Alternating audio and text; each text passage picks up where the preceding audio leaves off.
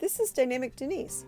Welcome to Travel Across the World's North America's National Park Series. You know, the U.S., it's got a great national park system, and that includes our national parks, international monuments, and don't forget our national forests and state parks. Now, one thing that these all have in common is just unbelievably surreal beauty, and each was established to help preserve a natural resource, such as our forest, wildlife, and some pretty unique geologic formations.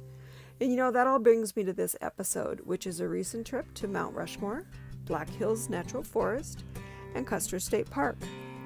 Now, you know, everything we do focuses on education, so we have to start with that. All three of these destinations are located in South Dakota, and each one has something pretty special to offer. So we'll start with Mount Rushmore. It was carved by a group of artisans out of the mountain between 1927 and 1941. Just imagine that in those times. The first carving that was completed was our first president, George Washington, and his head is pretty easily seen on the monument.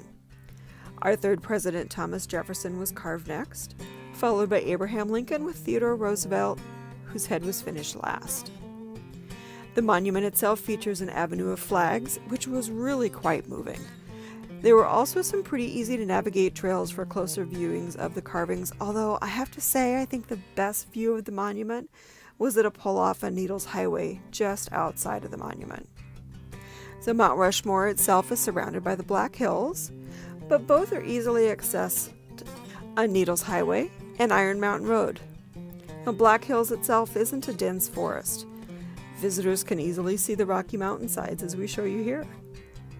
The forest itself features several hiking trails, and one of my favorite things about trails are the cairns, and I think we have some of those to show you too.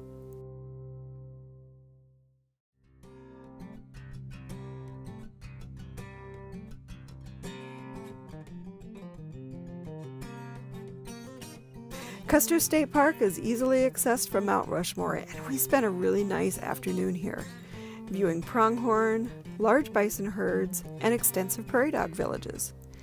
It was fun to hear the prairie dogs warning each other about the impending dangers brought on by visiting cars. The bison herds were just amazing, and the pronghorn grazed right up to the edge of the road.